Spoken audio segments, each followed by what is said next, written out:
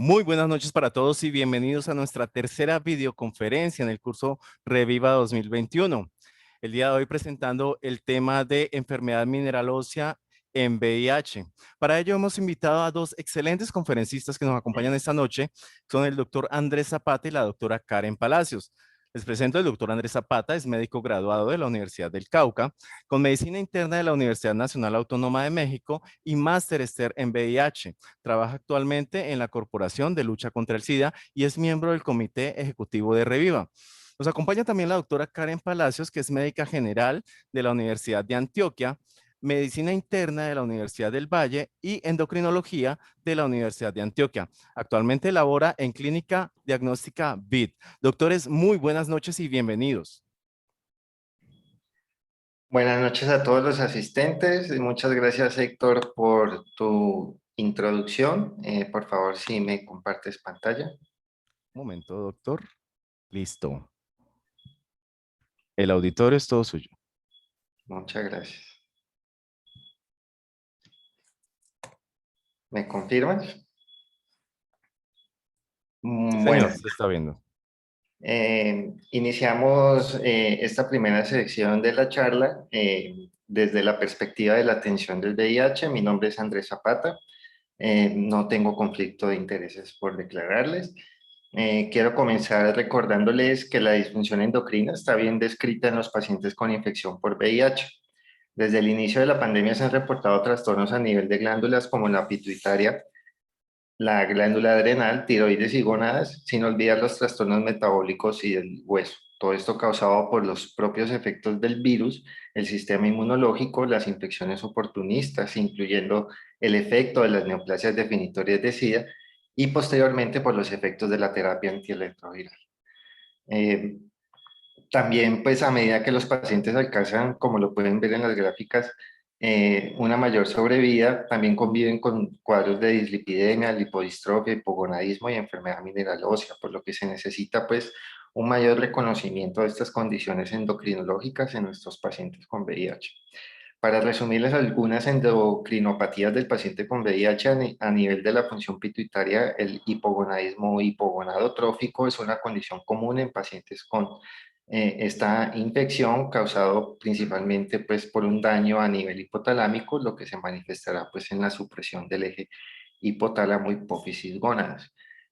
Otra condición es la hiperprolactinemia, que puede ocurrir al parecer por la misma disfunción inmune, como también por la presencia de precursores hormonales y por efectos adversos de medicamentos, como es el caso de los inhibidores de proteasa.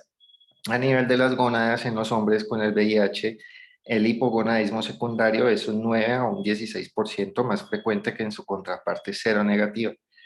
Y en los casos de enfermedad avanzada se ve el hipogonadismo en un paciente con un perfil metabólico definido, y no olvidar esta condición en los hombres con hepatopatías crónicas de cualquier causa por el aumento de la globulina transportadora de hormonas sexuales. En las mujeres, el hipogonadismo no difiere de la enfermedad avanzada y la ausencia del tratamiento antirretroviral. Este se presenta con alteraciones de la fertilidad, eh, perdón, hasta la menopausia temprana, podemos ver en este tipo de pacientes. Otros factores que se pueden considerar en mujeres es la deficiencia de andrógenos por el robo de cortisol que sucede con la pérdida de peso, y no olvidemos tampoco el efecto de otros medicamentos con efectos adversos hormonales, como es el caso del ketoconazol y el acetato de megestrol. El órgano de esta noche es el hueso. Les puedo comentar que es bien sabido que la osteoporosis se ha visto con una mayor prevalencia en pacientes con VIH, además del aumento en el riesgo de fracturas por fragilidad comparados con sujetos sanos, lo que no es más que la expresión de la acumulación de factores virales, de género, nutricionales y asociados al tratamiento que impactan en este desenlace clínico. En Colombia, pues tenemos una gran población de pacientes en riesgo de esta condición endocrina, no más por criterio de edad. Según la cuenta de alto costo y su reporte de la situación del VIH en Colombia, para el año 2019 la prevalencia de personas que viven con VIH mayores de 50 años es alrededor de 25.500 personas, en una relación de 3.3 hombres por una mujer para este grupo de edad. Y en cuanto a los casos nuevos, 1.300 casos incidentes, son mayores de 50 años, con más casos hombres principalmente. Esto nos dice que en nuestras clínicas de VIH, pues sí tenemos pacientes que siguen envejeciendo, que hay algunos pacientes nuevos que requieren abordajes especiales por su edad y que van a ser más comunes los hallazgos anormales en la evaluación de la salud mineral ósea de nuestras pacientes. Muchos factores de riesgo también para osteoporosis y fracturas se han identificado en las personas con VIH. Algunos de estos son comunes en la población general, mientras otros están relacionados con el mismo virus. Los factores generales los podemos agrupar como por sus grandes características. Están los factores asociados a la edad y al envejecimiento, con su relación directa con los síndromes geriátricos de fragilidad, sarcopenia y caídas. Otros son los antecedentes y hábitos del paciente, factores endocrinológicos que vemos con frecuencia como la menopausia, deficiencia de la vitamina D y bajos índices de masa corporal, y en hombres el hipogonadismo. Hay otros medicamentos, pues medicamentos ya conocidos y otros nuevos asociados con, como son los inhibidores selectivos de la recaptación de serotonina. Y tenemos una lista de comorbilidades que incluso están en mayor frecuencia en las personas con VIH, como es el caso de la diabetes mellitus tipo 2, siendo 1.4 veces más frecuente en pacientes con VIH. Y vemos asociaciones recientes de nuevas enfermedades con osteoporosis, tanto en pacientes VIH negativos como en VIH positivos. Los factores asociados al VIH pues, son la presencia de inflamación crónica, la reconstitución inmune, el uso de tratamiento antirretroviral, las coinfecciones por virus hepatotropos, especialmente la coinfección con virus C, ya que estos pacientes tienen hasta 2 veces mayor riesgo de fracturas que los monoinfectados con VIH. Otros como también el bajo recuento del linfocito CD4, la presencia de enfermedades definitorias de SIDA. Y pues también existen otros factores asociados como el abuso de sustancias psicoactivas y comportamientos de alto riesgo para fracturas traumáticas, y otros no tan comunes, como pueden ver causas endocrinológicas asociadas a fracturas por fragilidad hasta en estos mismos pacientes. Y pues en la medida que los pacientes van envejeciendo, estos factores que ya mencionamos se presentan de una forma casi secuencial e interactiva, teniendo en cuenta que cuando aparecen los cambios iniciales en la densidad mineral ósea, pues empieza a estar latente el riesgo de fractura como consecuencia a largo plazo de estos procesos.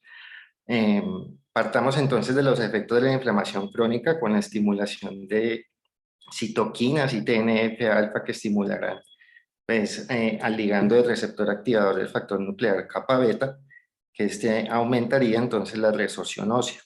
El VIH, pues por sí mismo se asocia con toxicidad ósea. Sabemos que en la glicoproteína 120, las proteínas TAT, NEF, REF y la BPR, pues han mostrado daños en estudios experimentales y pues tienen la capacidad de interactuar negativamente con la función de los osteoblastos en procesos de diferenciación celular, mineralización normal del hueso, y pues generan principalmente lo que es un daño en el microambiente óseo. El tratamiento antirretroviral pues también es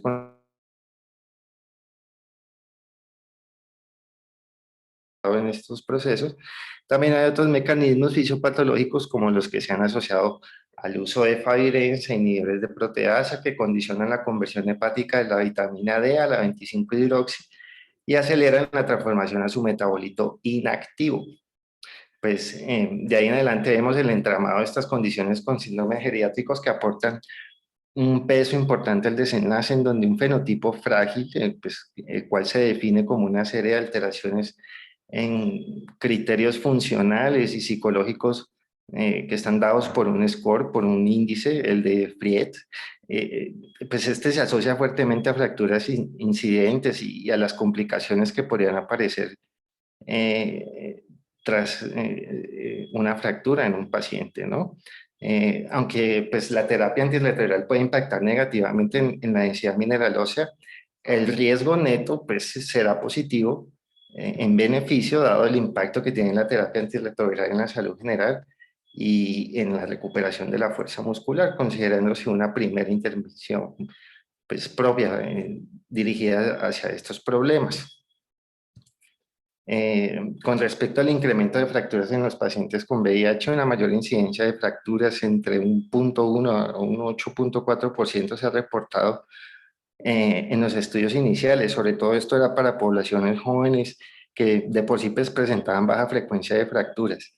Estos fueron hombres entre los 35 y 56 años de edad, pues lo cual no reflejaba el riesgo real para las personas mayores con VIH y osteopenia o osteoporosis. Pero lo que sí es valioso para la población más joven fue lo publicado en Aston en el 2007, encontrando pues que la disminución de al menos un T-score en la densidad mineral ósea pues va a predisponer hasta 3 veces más al paciente VIH a presentar una fractura. Posteriormente apareció un metaanálisis en AIDS en el año 2013, perdón, en el que pues, se encontró una incidencia cruda del 1,58% para fractura en cualquier sitio en personas VIH comparado con los controles seronegativos. Y otro metaanálisis, perdón, encontró que las fracturas vertebrales, que no son tan comunes en la población general, sí lo son un poco más en los pacientes con VIH, con una probabilidad 2 veces mayor de obtener una fractura comparado con los negativos. Con esto podemos concluir, pues entonces, que existe una evidencia que apunta a que los pacientes con VIH sí se fracturarían más por etiología de fragilidad y probablemente más también por causas traumáticas. Entonces, pues surge la pregunta si con la terapia antirretroviral podemos modificar el daño en la densidad mineral ósea de nuestros pacientes, pues según los desenlaces evaluados en los estudios clínicos. Para responder esta pregunta, pues les voy a presentar unas tablas con los datos más importantes con respecto a la densidad mineral ósea, especialmente en lo referente a los medicamentos tenofovir y disoproxil fumarato y tenofovir-alafenamida, los cuales pues han tomado el protagonismo en las discusiones académicas que todos ustedes han visto seguramente. Brevemente les presento algunos datos actuales sobre la relación entre el tratamiento y la baja densidad mineral ósea. Sin entrar en detalles de eficacia virológica, toxicidad renal, que ustedes seguramente conocen mejor que nosotros, pues quiero empezar con el estudio, o con 3 estudios de terapia de inicio en pacientes no experimentados que han comparado tenofovir disoproxilo versus tenofovir-alafenamida. El primero es el estudio ADVANCE, es un estudio de tipo prospectivo con un poco más de 1.000 pacientes naive en Sudáfrica, que comparó 3 esquemas antirretrovirales de inicio y reportó los desenlaces a nivel óseo. En general, pues se dijo que el uso de TAF se asoció con un menor impacto en los desenlaces renales y óseos, pero con una significativa ganancia de peso. Eso lo sabemos. Sin embargo, pues la osteoporosis incidente en vértebras fue reportada en un 6,4% de los participantes y en cadera en el 2,2% de estos. En Gemini se hizo una evaluación de marcadores de recambio óseo en un estudio clínico aleatorizado doble ciego comparativo de 2 medicamentos versus 3 medicamentos. Se encontró pues un aumento en el número de marcadores de recambio y de resorción ósea en el brazo de tenofovir, pero infortunadamente no realizaron DEXA scan en la evaluación de la densidad mineral ósea, pues lo que hizo y lo que hace pues muy difícil la interpretación clínica de estos cambios. Y finalmente un subanálisis del estudio AMBER, que comparó 2 dosis fijas combinadas en pacientes naive, reportó desenlaces en salud ósea de 725 sujetos, en donde, pues, aunque ya se habían reportado cambios negativos para tenofovir a las 48 semanas, el estudio se enfocó en un seguimiento a 96 semanas en el brazo de TAP, en donde se reportó al cabo de este tiempo un pequeño cambio en la densidad mineral ósea del 0,3 en cadera, 0,9 para columna y hasta 1,3 en cuello femoral. Y pues estos 2 últimos con significancia estadística, aunque al parecer sí de importancia clínica en los 2 años de seguimiento. En esta diapositiva pues también hemos encontrado desenlaces en estudios de cambio de terapia en switch. El primero es el estudio de Gilead Science del 18-26, que exploró el cambio de regímenes que contuvieran tenofovir disoproxilo en personas mayores de 60 años, con un total de 127 sujetos aleatorizados para continuar con igual terapia o hacer un cambio del vitegravir, covicistat, tenofovir-alafenamida en tricitabina. Pues se encontró que aquellos que cambiaron el tratamiento a TAF experimentaron unos llamativos aumentos en la densidad mineral ósea en columna y en cadera a las 48 semanas. Y recientemente también se han reportado estos cambios positivos a las 96 semanas de seguimiento. El estudio Emerald, que aleatorizó pacientes en tratamiento en regímenes de tenofovir disoproxilo más un inhibidor de proteasa reforzado, a continuar pues el mismo esquema o hacer un cambio a una monodosis de darunavir potenciado con cobicistat o tenofovir alafenamida con entricitabina. Y pues esto reportó que para las 96 semanas de seguimiento, los datos en salud ósea de 317 sujetos confirmó el mayor aumento de la densidad mineral ósea en el grupo que hizo el cambio de esquema antirretroviral. No olvidemos que tenofovir y TAF se usan en PrEP, datos de dos publicaciones, la primera de jóvenes en riesgo de 15 a 22 años de edad con tenofovir entricitabina versus TAF a las 48 semanas, en donde los sujetos que tomaron tenofovir disoproxilo pues presentaron en alguna proporción disminución de la densidad mineral ósea o falta de mineralización adecuada, teniendo en cuenta que eran adolescentes. Y pues 48 semanas posteriormente, después de estar sin PrEP, sin tenofovir, pues principalmente el grupo de sujetos que tenían entre 15 y 19 años de edad no volvieron a tener una densidad mineral ósea normal. Eh, pues estos estudios resaltan que la precaución pues, que debemos de tener en la selección de un medicamento para un determinado grupo de edad en PrEP, y aunque pues, no se reportaron eventos de fracturas totales o no traumáticas en este estudio, pues una vez más vemos que estos cambios de laboratorio no tienen una expresión clínica clara aún. ¿Ok? Eh, perdón. Y pues para responder esta pregunta que nos queda en el aire, pues si realmente la terapia va a fracturar a los pacientes, pues les traigo solamente dos conclusiones de dos metaanálisis que abordaron esta pregunta con con respuestas muy interesantes. El primero es un metaanálisis que exploró los datos de 5 estudios clínicos aleatorizados publicados entre el 2014 y el 2018 que comparó tenofovir disoproxilo con TAF en pacientes naive. Fueron en total 2.811 sujetos que contribuyeron con datos a los criterios de valoración de la densidad mineral ósea. Y pues este análisis confirmó que una mayor proporción de pacientes que tomaban tenofovir disoproxilo experimentaron más de un 3% de pérdida de densidad mineral ósea en la semana 48 y que el uso de TAF se asoció con un riesgo menor de reducción de densidad mineral ósea mayor al 3%. Sin embargo, no hubo diferencias en las fracturas reportadas a la semana 48 o 96 de tratamiento. Este metaanálisis pues entonces cuantifica la disminución del riesgo de pérdida ósea con el uso de TAF en comparación con tenofovir disoproxilo. Y pues a pesar del gran tamaño de la muestra, pues no se informaron diferencias en las fracturas, lo que destaca pues que hay una continua incertidumbre en la relevancia clínica de los cambios en la densidad mineral ósea con el inicio de la terapia antirretroviral. Y este último metaanálisis británico pues arrojó un dato importante en fracturas en el que el tenofovir disoproxil cuando es utilizado con un reforzamiento, digámoslo así, con ritonavir o cobicistat, se asoció con un mayor riesgo de fracturas y de efectos adversos renales. Y de igual forma también pues, se encontraron menores tasas de supresión virológicas comparados con tenofovir alafenamida.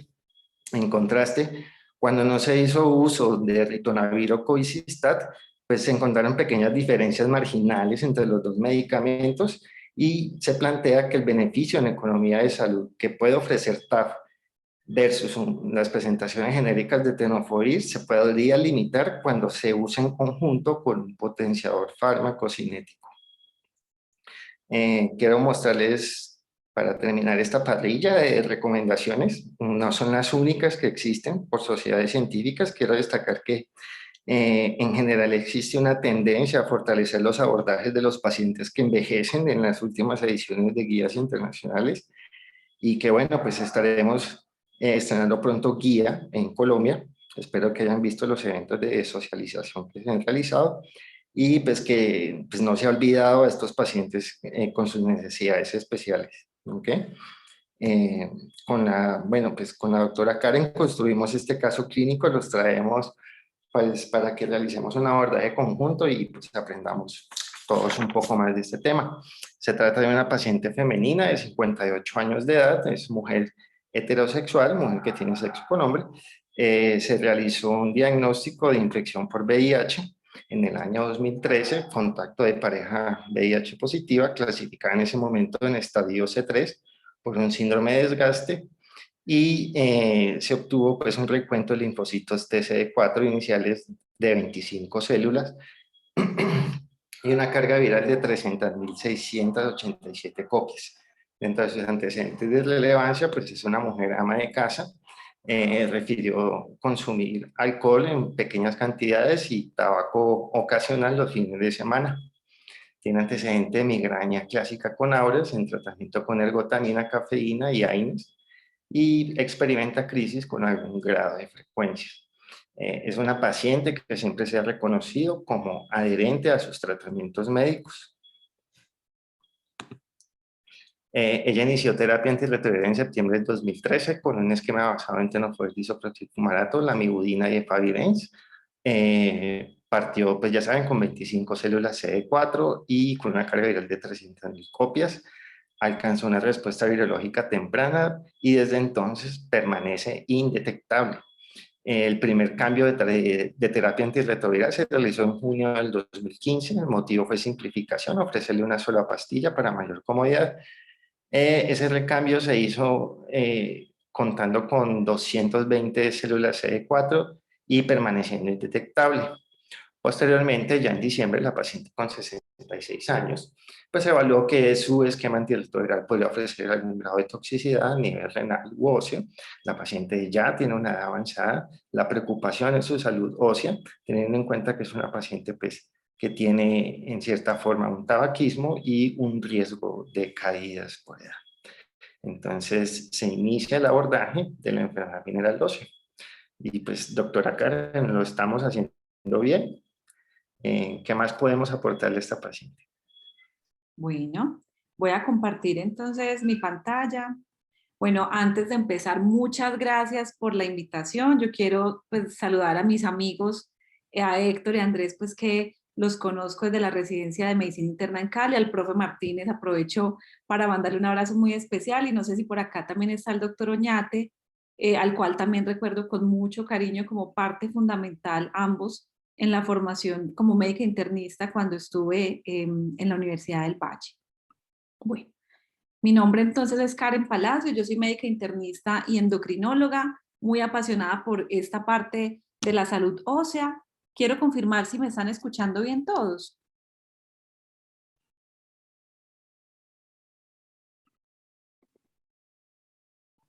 Te escuchamos bien, Karen, muchas gracias.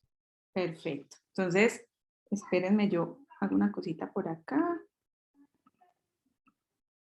Voy a poner el puntero. Entonces, bueno, vamos a hacer esto un poco más práctico, ¿cierto? Porque pues claramente Andrés hizo una excelente revisión de la parte endocrinológica y el VIH y la salud ósea. Vamos a empezar entonces recordando qué es la osteoporosis. La osteoporosis es una enfermedad esquelética que es silente, ¿cierto? Los pacientes dicen que les duele algo en la parte muscular o ósea y esto no es relacionado con osteoporosis.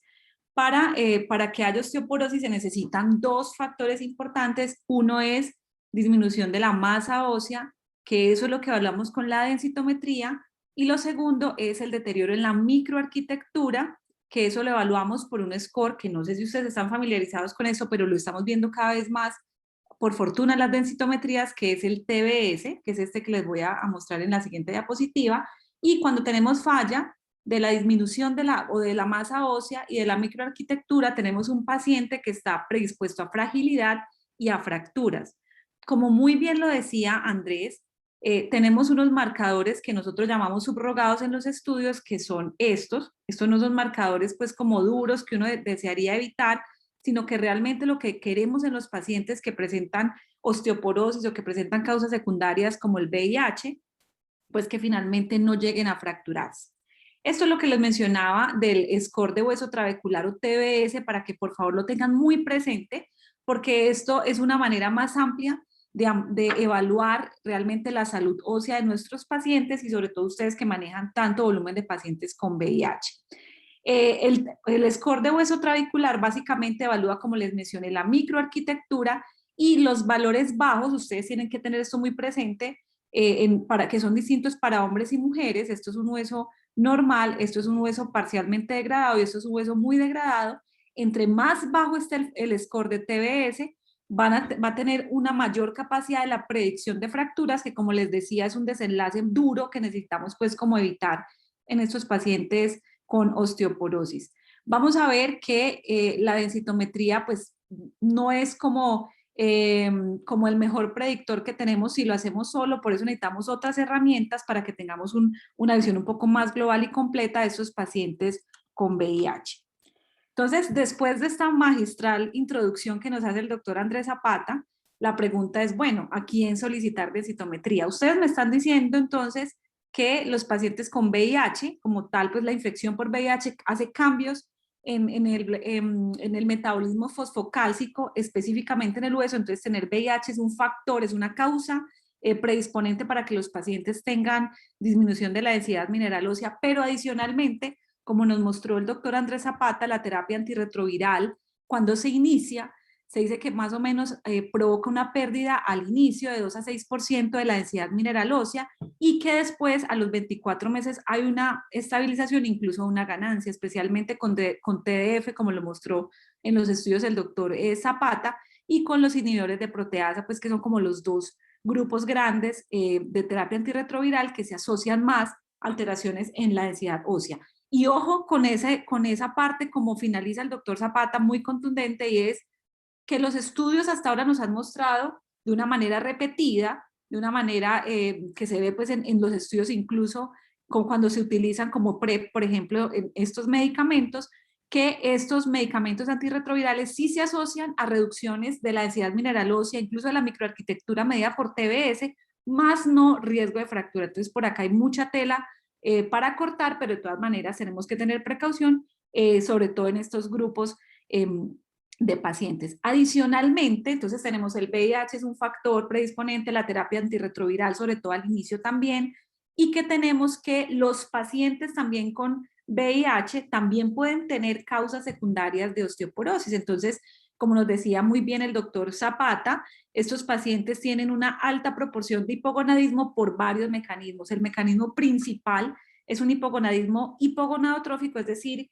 que la LH y FSH, tanto en mujeres y hombres, la que se produce pues a nivel central, va a estar reducida a causa también de los cambios virales a nivel hipotalámico, y esto va a provocar que los pacientes, hombres y mujeres, tengan hipogonadismo. Y adicionalmente, estos pacientes también pueden compartir, como los pacientes sin VIH, lo que llamamos también hipogonadismo funcional, que es empeorado por condiciones asociadas como la obesidad, la diabetes, el alcoholismo, el tabaquismo. Todo eso también va a provocar hipogonadismo. Entonces esto es una cosa muy importante a tener en cuenta.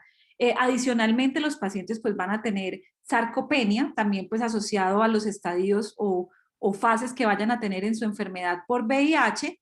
Entonces, estos pacientes recuerden que el bajo peso, sobre todo si empezamos con una enfermedad por VIH de manera temprana, va a provocar que la adquisición de masa ósea pues no se dé de manera adecuada, y esto es un factor de riesgo para osteoporosis, al igual que en los pacientes sin VIH.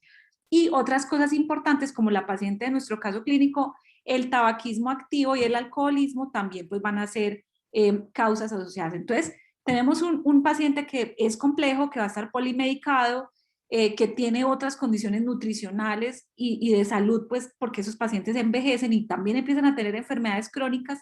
Entonces la pregunta grande es, listo, ¿a quién solicito densitometría? ¿A todos los pacientes o hay un subgrupo al que sí le debo pedir la densitometría? Definitivamente no se recomienda la tamización universal a los pacientes que estén infectados por el virus de VIH o a los que reciban terapia antirretroviral. Vamos a ver que hay unas indicaciones un poco más finas. Según la guía de práctica clínica colombiana, vamos a ver que los mujeres y hombres mayores de 50 años y mujeres pues en posmenopausia, a estos pacientes también pues porque comparten digamos, este hipogonadismo de la edad, entonces estos pacientes hay que solicitarles la densitometría.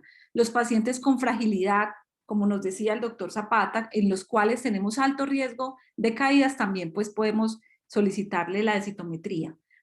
Recuerden, yo no sé si ustedes están familiarizados, en un par de diapositivas les voy a mostrar qué es el FRAX.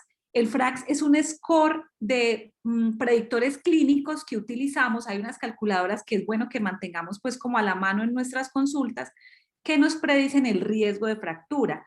Pero también podemos usar FRAX, ya les voy a mostrar cuáles son los elementos, sin meterle la densidad mineral ósea de cadera, para ver en cuáles pacientes de los que yo estoy tratando debiera yo enviar la densitometría.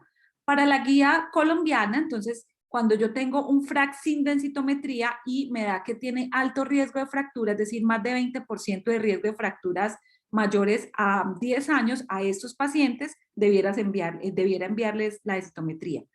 También los pacientes que tienen una historia de fractura de bajo impacto. Bajo impacto es la fractura que se da con, por ejemplo, traumas mínimos, caídas de su propia altura, y se excluyen las fracturas que son de cráneo, de los dedos, de los pies y de los tobillos. Estas fracturas, independientemente del mecanismo, no se incluyen como fracturas de bajo impacto, sino las de los otros huesos.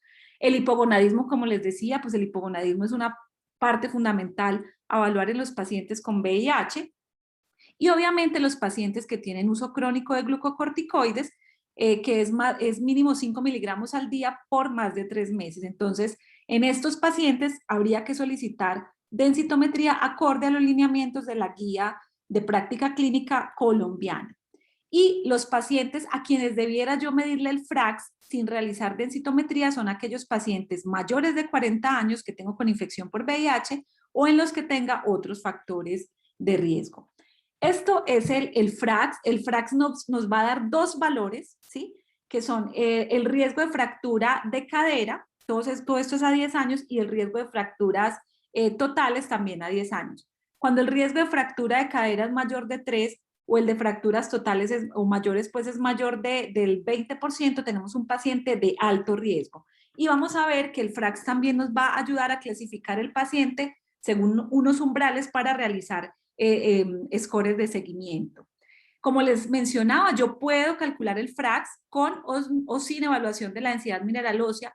Cuando yo hago el FRAX sin evaluación de la densidad mineral ósea, lo estoy haciendo es para mirar qué pacientes pudiera yo tamizar con densitometría. Y cuando ya tengo el paciente con densitometría es para valorar el riesgo de fractura, como les decía, porque eso también nos va a hacer nos va a poner más como en una perspectiva de tratamiento activo de estos pacientes.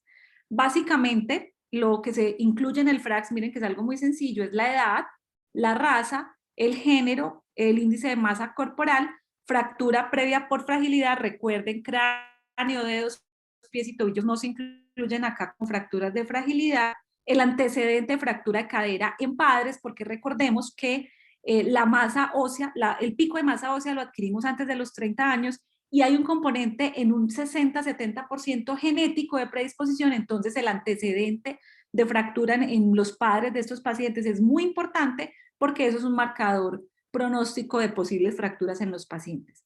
Tabaquismo actual, como la paciente de nuestro caso clínico, beber más de 3 bebidas alcohólicas por día, uso de glucocorticoides, la artritis reumatoidea. Si el paciente tiene artritis reumatoidea, eso es un factor independiente también de riesgo para los pacientes, y que tenga otras causas secundarias que vamos a mirar que los pacientes con VIH, por todo lo que el doctor Zapata nos decía, tenemos la obligación de hacer estudios siempre que tengamos un paciente con alteración de la densidad mineral ósea, de realizar una valoración muy completa de las causas secundarias. El FRAX está validado en Colombia, entonces cuando hagamos este FRAX, busquemos la opción de hacerlo bajo los lineamientos colombianos. Aquí está la página, y también está validado en pacientes con VIH, entonces esto es una cosa muy importante.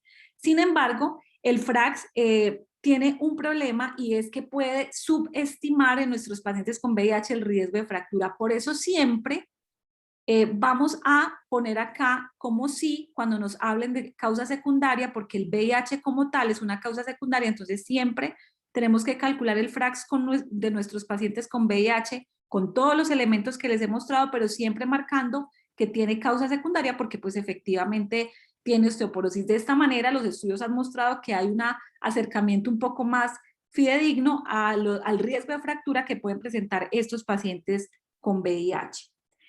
Hay un documento muy interesante que yo creo que es importante que ustedes que manejan VIH pues lo tengan muy presente, y son estas recomendaciones de evaluación y manejo de enfermedad ósea en los pacientes con VIH. Para los interesados, al final pues yo les puedo enviar la guía para que puedan pues como tenerla y documentarse de ellas para el buen manejo de los pacientes. Y acá nos dice que los pacientes en los cuales, ya les hablé que los pacientes mayores de 40 años debiera yo hacerles el FRAX para mirar si les envío o no densitometría. Si el FRAX me da que el riesgo de fractura mayor sin densidad mineral ósea es menor del 10% a 10 años, revaloro en 5 años nuevamente con FRAX en los pacientes. Al final les voy a decir las recomendaciones generales de calcio y vitamina D en estos pacientes. Si el riesgo es del 10 al 20% a 10 años, entonces acá le ordeno la densitometría y recalculo el FRAX para mirar pues si me da para hacer umbral de tratamiento. Y si el paciente de entrada, eso es muy importante para los pacientes en los que por algún motivo no tengamos pues como la posibilidad de hacer la densitometría ósea, si el FRAX en los pacientes sin densitometría me da que de entrada el riesgo de fractura mayor es mayor del 20% y de cadera es mayor del 3% a 10 años, en estos pacientes pudiera yo estar autorizada a realizar el tratamiento con bifosfonatos, que vamos a ver qué es lo que tiene más evidencia en los pacientes con VIH. Y si tengo la posibilidad, pues de todas formas documento la densidad mineral ósea con densitometría para hacer pues como una correcta valoración y seguimiento de los pacientes. Pero yo pudiera hacer tratamiento solamente con estos score de FRAX de alto riesgo. ¿Y qué nos dice este documento que yo pienso pues que es muy interesante, muy claro? Y es básicamente esta diapositiva, que se la lleven de manera clara para la consulta de ustedes, es que si el paciente es un adulto con infección por VIH y no tiene factores de riesgo y es menor de 40 años, no tengo necesidad de hacerle tamización, simplemente seguimiento. Si el paciente es mayor de 40 años, yo le hago el FRAX sin densitometría, y si simplemente revalúa los 5 años si el FRAX me dio menos del 10%, si da mayor del 10% hago medición con densitometría y recalculo pues obviamente el FRAX para mirar si trato. Si el paciente de entrada tiene un FRAX mayor de 20% para fracturas totales o de cadera más del 3%, puedo estar autorizada sin densitometría a realizar tratamiento farmacológico. Siempre, siempre, siempre en los pacientes con VIH que yo tenga con alguna alteración de la densidad mineral ósea, por todo, le repito lo que al principio nos habló el doctor Andrés Zapata, debo realizar un ejercicio muy juicioso de descartar causas secundarias de osteoporosis, como les voy a mencionar pues al final de la conferencia. Si tengo un paciente que es de alto riesgo, independiente pues de la edad, que tenga historia de fracturas por fragilidad, yo les dije las que no se cuentan como por fragilidad, que tenga uso crónico de glucocorticoides o sea un paciente frágil de alto riesgo de caída, hago densidad mineral ósea. Y también lo hago obviamente a todas las mujeres en posmenopausia y hombres mayores de 50 años. Entonces estas serían como las indicaciones un poco más desglosadas de lo que yo debiera hacer con estos pacientes. Ya les voy a hablar un poco más de los umbrales de tratamiento. Esta que está acá es la densitometría real del caso clínico que les traemos para la noche de hoy. Yo les quiero hacer una visita parroquial. A veces por tiempo nosotros no evaluamos pues como esta parte de la densitometría, sino que nos fijamos solamente en la lectura con la que viene, pero resulta que la parte técnica es una fuente grandísima de error. Ya saben, como les explicamos en la primera parte del doctor Zapata y ya pues les refuerzo yo en esta segunda parte, que la densitometría sola es muy imperfecta para hacer como predicción por sí sola del riesgo de fractura, pero es el elemento que tenemos. Entonces tenemos que optimizarlo al máximo, y cuando hay errores técnicos, cuando nosotros confiamos en la lectura y no revisamos esto, podemos encasillar a un paciente de manera equivocada en de pronto una enfermedad ósea o en excluir enfermedad ósea cuando realmente hay un problema técnico. Entonces ustedes tienen les voy a dar unos tips pues como muy prácticos para que se lleven a su consulta y que ustedes puedan en 30 segundos pues como evaluar y dar la orden de repetir una densitometría si los aspectos técnicos básicos pues no se cumplen. Entonces, esta es la densitometría y les voy a desglosar un poquito de qué es lo que uno mira en la densitometría. Primer punto importante, si yo a un paciente, estos son como los dos equipos, los dos software básicos que tenemos en densitometría.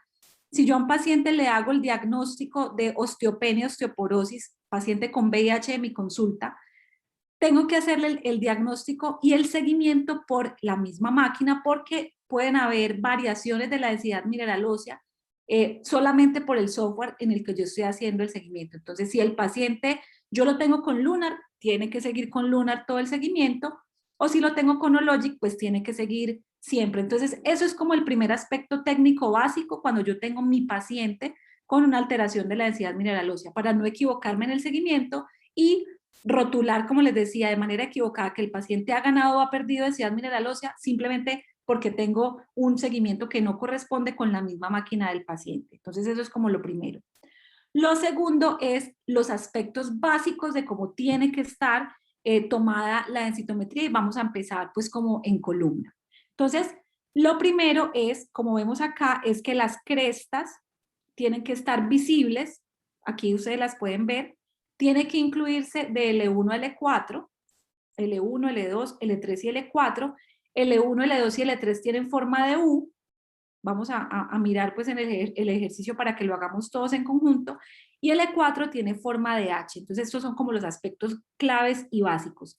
Tiene que haber igual cantidad de tejido blando a la derecha y a la izquierda, ¿cierto? De la densitometría, y yo tengo que fijarme también que el equipo o el técnico de radiología haya marcado de una manera adecuada, porque siempre la marcación inadecuada como de los bordes óseos puede hacer que la densidad me cambie de una manera falsa, pues como el resultado.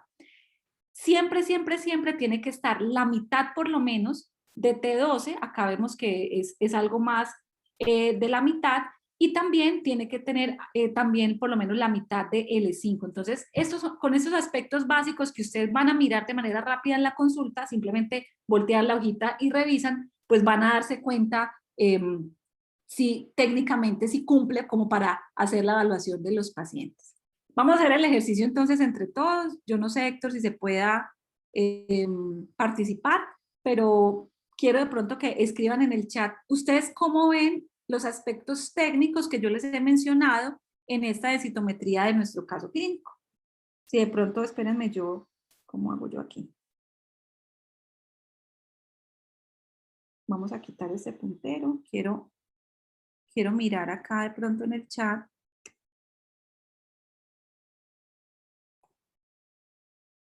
Voy a mirar por aquí. Por acá dice, pues no veo las crestas ilíacas. Por acá dice, la doctora Lina se ve bien. No sé de pronto quién más quiere participar. Miren que es un ejercicio rápido para que ustedes lleven esto práctico para el consultorio. ¿Qué dice el doctor Andrés Zapata? ¿Qué dice Héctor? Bueno, yo veo que T12 está presente. Igual vértebras inferiores, yo creo que cumple con esos requisitos. No sé, me cuesta trabajo ver la línea de demarcación. O no sé si la tenga, me la estoy inventando. Pero pues no sé si tenga ahí la línea. Ahí nos disculpan un poco la foto, la verdad pues intentamos, pues esto es el caso real de la consulta del doctor Zapata, pero digamos que en grande, miren que ustedes ya están pues como captando la situación acá. Entonces empezamos a mirar y vemos que no está mal ubicado el ROI, porque tenemos que hay igual cantidad de tejido blando al lado y lado. Vemos que la marcación que de pronto acá ustedes ven en amarillito está adecuada, no está por fuera pues como de las líneas vertebrales. L1, L2 y L3 tienen forma de U, se ve más claro, pero créanme que es por la foto. En L1 y L2, L3 con los ojos acá de la fe pues se puede ver también, y en forma de H, L4. Las crestas ilíacas no se ven, no las alcanzan a ver ustedes, pero es por términos de la foto que tomamos, pero realmente sí está bien tomado. Y miren que sí tiene al menos la mitad de T12 y la mitad de L5. Yo creo que, no conozco pues el sitio donde está tomado, pero creo que tienen un muy buen técnico de radiología que por lo menos esos aspectos básicos pues los ha tenido en cuenta. Listo. Entonces, esto es como muy importante, me parece que se dejó pues como clara la idea, y hacemos diagnóstico con el T-Score, que es el que encontramos en esta segunda parte. Discúlpenme, yo voy a señalar nuevamente por acá. Este es el T-Score. Con este hacemos diagnóstico. Esto es una definición operativa de la OMS, pero es lo que tenemos. Yo les voy a mostrar ya las nuevas guías del año pasado, los nuevos lineamientos, donde clasificamos más por riesgo de fractura, pero esto es como lo básico en citometría. Y el Z-Score, que es el que tenemos acá, con este no hacemos diagnóstico de osteoporosis, pero con el Z-Score decimos que hay osteoporosis si es menor de menos 2.5, y evidentemente esa paciente pues tiene osteoporosis. Ya les voy a decir otra cosita de cuándo excluir ciertas vértebras. Y el Z-Score, cuando está menor de menos 2.0, miren que la paciente lo tiene, me habla de que yo tengo que evaluar más profundamente causas secundarias. Entonces, esa paciente tiene una osteoporosis grave. Grave es cuando el T-Score está menos de menos 3, y el Z-Score cuando está menor a menos 2 me habla de que yo tengo que abrir el ojo y tener una causa secundaria. Otra cosa importante es que ustedes van a ver todos estos numeritos acá y ustedes van a decir, bueno, entonces yo ¿cuál escojo? Para yo decir que una columna es evaluable, tengo que tener al menos 2 vértebras que me sean útiles pues para el diagnóstico, ¿cierto? Si yo tengo solamente una vértebra que pueda evaluar, pues definitivamente escribo columna no evaluable o se lo tienen que reportar así. Y ustedes tienen que evaluar que no haya una diferencia de más de una desviación estándar entre una vértebra y otra. En esta no lo hay. De L2 a L3 tampoco hay más de una desviación estándar de diferencia, y de L3 a L4 tampoco hay más de una desviación estándar de diferencia. Entonces yo acá sí tomo la columna completa L1 y L4, y el valor que voy a tomar acá es menos 3.9. Entonces en columna tomo menos 3.9 que tiene la paciente. Entonces osteoporosis, es una osteoporosis severa, y también acá me habla que yo tengo que abrir el ojo y mirar causas secundarias. Les traje acá pues a modo de ejemplo otro paciente, ¿cierto? Esta es una mujer también que tiene VIH, pero observen cómo acá hay una dificultad técnica, pero acá la paciente tiene algo. Entonces digamos que esta densitometría la podemos pasar, pero el ejemplo los traigo básicamente es para que observen que de menos 1 a menos 2 no hay más de una desviación estándar, está bien, pero observen que de L2 a L3 sí hay más de una desviación estándar de diferencia, entonces no la puedo tomar, y de L3 a L4 también hay más de una desviación estándar de diferencia. Entonces, por eso, en este ejemplo, ustedes van a ver que se les reporta es de L1 a L2, que son las únicas 2 vértebras que van a ser evaluables, y si nos vamos a la foto, pues vimos que probablemente, aunque por densitometría no puedo decir dar diagnósticos de artrosis, o de osteofitos, pero la paciente tiene un artefacto por acá que hace que estas 2 vértebras pues no sean evaluables. Entonces hasta acá quedamos claro con la columna. Lo mismo aplica para la cadera, ¿cierto? Lunar o Logic, tengo que tener el mismo equipo para yo poder hacer el seguimiento de la paciente. Entonces, en la cadera es muy importante tener una cosa bastante clara, y es que yo tengo que evaluar el triángulo de Wars, que es que esto lo hace automáticamente el equipo, y es el área de la cadera donde hay menos densidad mineral ósea y donde ese es un predictor más grande del riesgo de fractura. Si yo tengo una cadera que no está correctamente posicionada, este triángulo de Ward me puede dar un valor que no corresponde a la realidad. Por eso les digo que tienen que ser muy obsesivos y muy juiciosos con esta parte técnica, porque o si no, de acá de entrada empezamos a hacer una mala valoración del paciente. Entonces, es importante que en este ROI, o en este ROI significa área de interés, yo tenga incluido, que es este triangulito que está acá y este cuadradito, que yo tenga incluido el trocánter mayor, que se incluya parte también del isquion acá, como lo ven delimitado ustedes acá, y que el trocánter menor se vea muy poco, como se ve acá, o que no se vea. Si ustedes ven un super trocánter menor acá grandote, devuelvan el estudio porque el paciente no tiene una buena rotación interna de la cadera, entonces es va a magnificar, pues, digamos, la densidad mineral ósea y va a falsear los resultados en la cadera. Entonces, como les decía, este es el trocánter mayor, este es el trocánter menor, este es el triángulo de Ward, que para mí es absolutamente importante. Este es el cuello femoral, que es el mejor predictor de fractura, sobre todo por este puntico, que es el que nos reporta la densitometría, y cadera total, pues que es lo que también se nos va a mostrar en la densitometría. Ya les voy a decir cuál de los dos se debe tomar. Entonces, el posicionamiento es importante, la pierna debe estar rotada, y tengo que tener una visualización muy pequeña o no verlo idealmente, el trocánter menor. A veces yo lo veo como el caso, en este caso de acá, pues porque son pacientes que de pronto tienen avanzada edad y que es muy complicado hacer la rotación interna de la pierna. Pero entonces esos aspectos básicos ustedes lo tienen que evaluar. Si yo tengo, por ejemplo, este cuadrito de acá que me incluye esta parte del isquion, yo tengo que devolver el estudio porque está mal tomada la densitometría. Si yo incluyo áreas que no se deben incluir, yo puedo aumentar falsamente la densidad mineral ósea y el paciente pues tener un mal diagnóstico por densitometría. ¿Qué opinan? Este es nuestra paciente del caso clínico. ¿Creen que cumple? Se está tomando, acá se está tomando el isquion, el trocánter mayor, no se ve el trocánter menor. ¿Ustedes creen que pasa o no pasa el aspecto técnico, esta densitometría? Héctor, Andrés.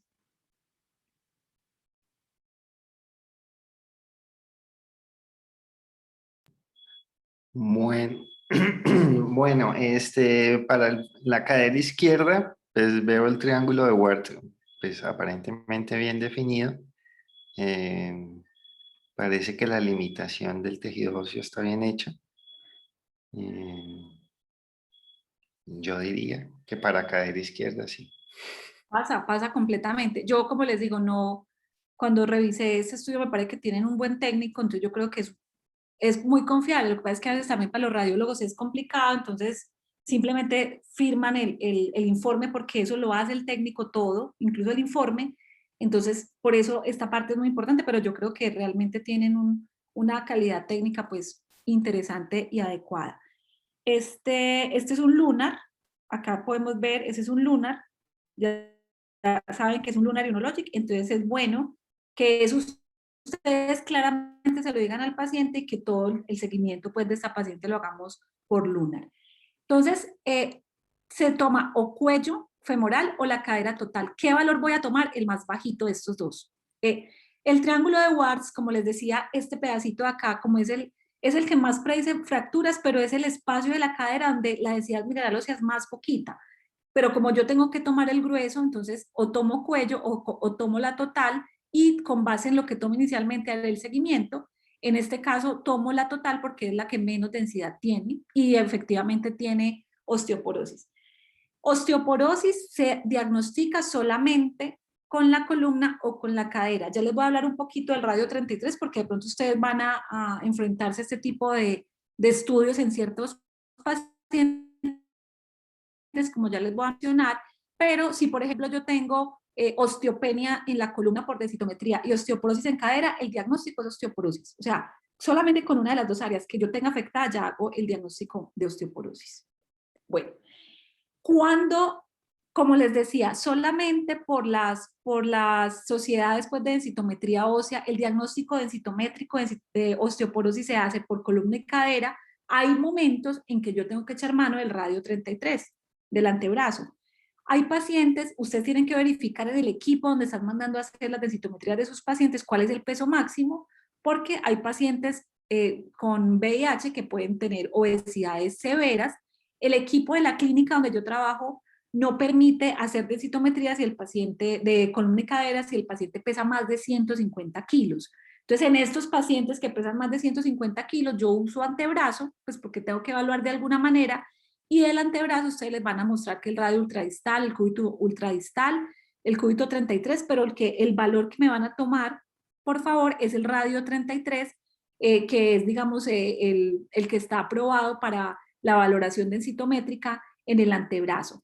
Se hace en la extremidad no dominante. Si el paciente escribe con la derecha, por favor se la hacen con la izquierda, y cuando el paciente a ustedes por algún motivo les llegue con columna, cadera y antebrazo, si el radio 33 está con osteoporosis, como esto es un hueso netamente cortical, la columna es más trabecular, por eso el TBS que les decía al inicio, y la cadera es un poquito más mixta, pero este es muy hueso cortical que se afecta de manera importante cuando los pacientes tienen hiperparatiroidismos primarios.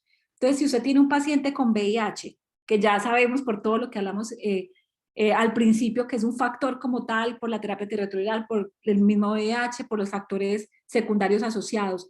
Pero si el radio 33 está afectado, por favor, pongámosle especial énfasis al estudio del hiperparatiroidismo primario, porque el hiperparatiroidismo primario da osteoporosis con predominio de afectación del hueso cortical, que es el que tenemos en el antebrazo. Entonces, esto es un tipcito muy importante para que se lleven a la consulta.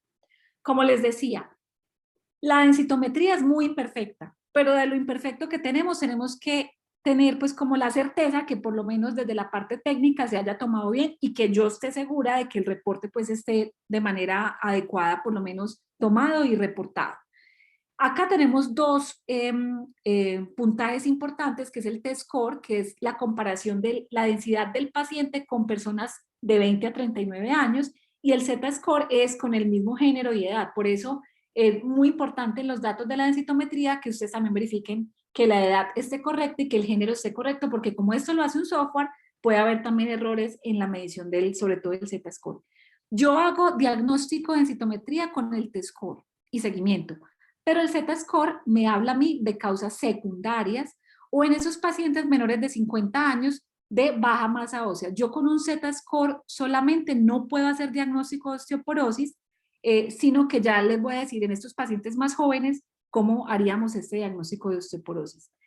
De definición operativa de la OMS, con todos los problemas que tiene, que ya sabemos, pero pues es la herramienta que tenemos. Osteoporosis es cuando el T-score es menor de menos 2.5, osteopenia es de menos 1 a menos 2.5 y una densidad normal es de menos 1 hacia abajo. ¿Y cómo hago el diagnóstico de osteoporosis? Eso aplica para el paciente con VIH y aplica para el paciente que manejamos también nosotros sin VIH, y es por densitometría cuando el T-score es menor de menos 2.5. Cuando yo ya tengo fracturas por fragilidad, independientemente de lo que me diga la densitometría, el paciente tiene osteoporosis y tiene que ser tratado. Eso también es un mensaje muy importante. O cuando el paciente tiene osteopenia, pero tiene un FRAX de alto riesgo, por eso tengan muy presente en la consulta de ustedes el FRAX. Lo que les decía, las fracturas de fragilidad no incluyen estas partes y son equivalentes a caídas de posición en bipedestación o menores. Yo puedo tener un paciente con VIH que tiene un accidente de tránsito y se fractura la cadera, pues esto no entraría como una fractura por fragilidad, porque pues el mecanismo del trauma lo amerita pues como que se haya fracturado el paciente. Pero si yo tengo un trauma de baja energía, ya tengo que tener muy presente que el paciente tiene fractura por fragilidad, y esto ya es un diagnóstico de osteoporosis independientemente de lo que me arroje la densitometría. El Z-score, que se utiliza mucho en Perdón, doctora niños. Karen. Sí. Para aclarar un puntico, cuando el trauma es de baja energía, pero está en estas zonas donde dice que no aplica para fractura por fragilidad, ¿aplica o no aplica? No, no aplica. Por ejemplo, que Entonces, un paciente se me fracture un dedo del pie bailando. no, eso no, pues son dedos más, son partes frágiles, digamos, por naturaleza, pero no sería una fractura por fragilidad, porque eso es muy común. Que me Perfecto. fracturó un dedo, que el tobillo se me esguinzó y el ortopedista dijo que era una fractura. No, tiene que ser fracturas en otros sitios. Es decir, si la paciente que ustedes tienen se les cae de una silla y se les fractura el fémur, pues no sería una fractura de coles, por ejemplo, que es muy frecuente. Eso es una fractura por fragilidad, pero no cráneo, no los dedos, no pies y tobillos. Eso es una claridad muy importante, porque yo les estoy diciendo hoy algo muy importante también, valga la redundancia, es que yo estos pacientes les tengo que tener un plan de tratamiento independientemente de la densitometría. Entonces, esto no se incluye. Esa pregunta es bastante importante para que quede claro. Bueno, y el Z-score me habla a mí de causa secundaria, como el caso clínico que tenemos para hoy. Si yo tengo una mujer joven, porque también puede estar el caso que, no, yo me hice doctor, yo tengo VIH, pero yo tengo 30 años, yo me hice esta densitometría porque me midieron el calcáneo en la farmacia, entonces yo fui y me hice la densitometría, tengo el T-score bien y el Z-score lo tengo bajo, yo esta paciente no la catalogo como osteoporosis, simplemente es una mujer que tiene una baja masa ósea, yo tengo que estudiar más a fondo otras causas secundarias y que si la paciente no tiene fracturas no se le hace el diagnóstico de osteoporosis, que a mí me llegan mucho ese tipo de pacientes, probablemente ustedes en la consulta de VIH también. Entonces, como puede también estar el otro extremo, acuérdense que el Z-score en mujeres sobre todo me puede hablar que hay una adquisición deficiente del pico de masa ósea que se da de manera importante hasta los 20 años, pero termina de darse hasta los 30, que eso es por anorexia, por baja ingesta de lácteos, por ser deportista de alto rendimiento, con la triada del atleta, porque eso me produce hipogonadismo. Entonces, por eso también tengo que tener como mucha claridad en lo que yo evalúo y de acuerdo al paciente que tengo al frente entre el T y el Z-score. Bueno, volvemos a la paciente del caso clínico. Miren qué importante es evaluar el Z-score y ustedes ya con esto, ya les estoy diciendo que el paciente con VIH siempre se le tiene que descartar causa secundaria, pero en esta paciente más, porque observen cómo está de comprometido el Z-score en columna y en cadera también. Entonces, esta paciente hacemos la nota de que se le debe buscar de manera importante causa secundaria más allá del VIH. Bueno, como nos decía el doctor Andrés, las fracturas vertebrales subclínicas son absolutamente frecuentes y recuerden que si yo tengo, eso es como la obstetricia, si a una materna le pasa algo en un embarazo, el riesgo de que le pase en el siguiente es más grande. Entonces, acá también aplica lo mismo en un paciente con osteopenia, osteoporosis o con alguna alteración de la densidad mineral ósea que ya esté fracturado, esa fractura centinela es un marcador que yo tengo que abrir más el ojo porque el paciente va a tener un riesgo más grande de fracturarse. Importante que ustedes como parte práctica lo tengan, por lo menos, yo sé que a veces es como engorroso por todo lo que tenemos que hacer administrativo en las consultas, pero que ustedes midan al paciente por lo menos cada año, cada 2 años, si el paciente tiene más de 50 años, porque la estatura es muy importante para otra examen que tenemos que pedir que se llama la morfometría, que también está en los equipos de densitometría y que tiene unas indicaciones precisas, un poco distintas en los pacientes con VIH. Entonces, morfometría, ya les vamos a ver en la siguiente diapositiva a qué se refiere esto. Yo tengo que pedir densitometría y en la orden poner morfometría si el paciente es una mujer con VIH mayor de 70 o un hombre mayor de 80, lo debo hacer. Si el paciente tiene osteopenia en densitometría y tiene entre 65 y 69 si es mujer, y entre 75 y 79 si es hombre, y si es una persona menor, si tiene fracturas por fragilidad, necesito evaluar la parte vertebral.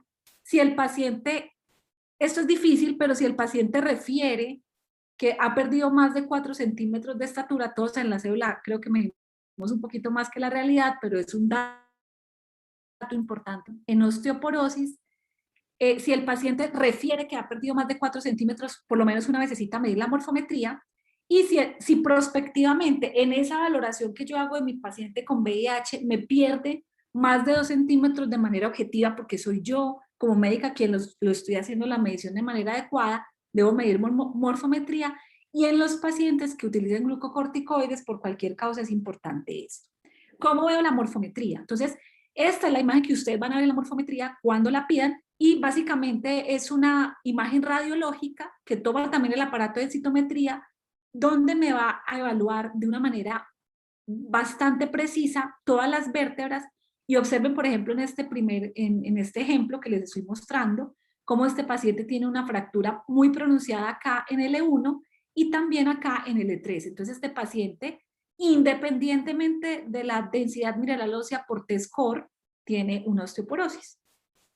Y este paciente, por ejemplo, de acá, tiene acá en T10 una biconcavidad. Esta fractura en cuña es bastante grande en T12, en L2 y en L3. Recuerden que si yo tengo un paciente donde solamente tenga una sola vértebra fracturada, eso no es característico de la osteoporosis es como yo les estoy mostrando acá, que son varias vértebras fracturadas, si es solamente una y no tiene un antecedente claro de trauma, es importante descartar malignidad. Entonces, la morfometría es una cosa importante para que en estos casos ustedes se la lleven a la consulta y no se les olvide hacer la medición de los pacientes de manera juiciosa y revisar la morfometría. Las pruebas de laboratorio no se indican de rutina para determinar el riesgo de fractura, se indican es para revisar las causas secundarias que ya les voy a mostrar. Y realmente los marcadores de recambio óseo, específicamente en los pacientes con VIH, no están recomendados de rutina ni para empezar terapia antirretroviral, pero si el paciente ya los tiene medidos por algún motivo, eso sí puede ser un marcador de éxito de la terapia, como les voy a mostrar más adelante. ¿Cuáles son las causas secundarias que se debieran revisar de acuerdo al paciente que yo tengo? Definitivamente la evaluación de la vitamina D, del perfil fosfocálcico, no olvidar en los pacientes ancianos, nuestra población con VIH está aumentando grandemente gracias pues a los cuidados de todos ustedes y a los medicamentos, la expectativa de vida. Recuerden que los pacientes ancianos pueden tener un hipertiroidismo que no es lo clásico de los pacientes jóvenes que tienen taquicardia, hiperdefecación, pérdida de peso, no. Esos pacientes pueden tener unos hipertiroidismos que llamamos apatético, que simplemente es la persona mayor, la persona anciana, que empieza con un cuadro larvado de depresión, de inapetencia, que se puede confundir con muchas cosas. Entonces, la medición de un perfil tiroideo es bastante importante.